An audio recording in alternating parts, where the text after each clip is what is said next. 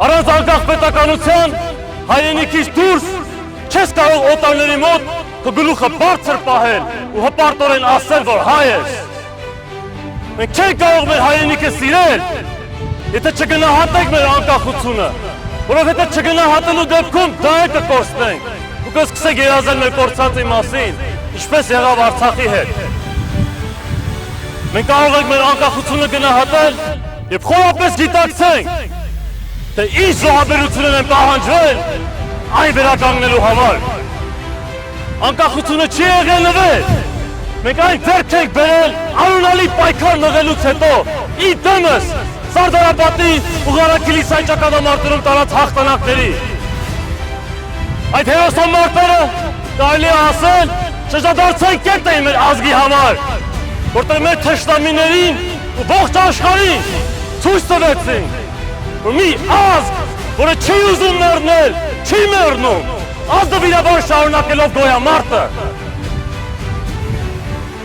Սա ապացույց է, որ եթե մենք կարողացել ենք այդ ամենի միջով անցնել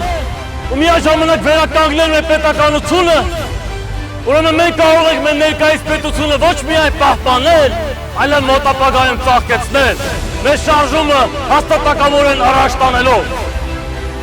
Պետք է ամեն ինչ անենք, որ պահպանենք հայ ազգի ինքնությունը, վերականգնենք մեր հոգևոր ազգային արժեքները եւ հույսի ու հավատի լույս սփռենք մեր ողորմելի ու խավարված քաղաքական դաշտում։ Մենք պետականությունը կորցնելու շեմին ենք։ Հենց դրա համար Ավարայրի, Սարդարապատի ու Ղարաքիլիսայի ճակատամարտերը մեր մտքում վառ պահելով, եկեք մարտական ոգով ամրացնենք մեր անկախությունը առավել քան երբևէ,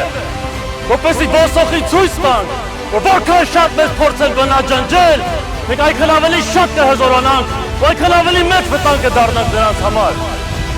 Ցույց կտանք բոլորին, որ հայ ազգը փայլում է ճշմարտ տակ ու կրկին կփայլի, ինչպես փայլել է հնագույն աշխարհում։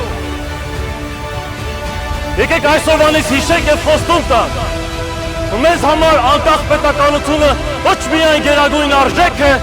այլև սրբություն, որը մենք մեր աչքի լույսի պես կպահենք եւ որի համար մենք մեր ողջ կամքով կպայքարենք, հանուն մեր հերոս նախնիների եւ հանուն մեր ապագա սերունդների։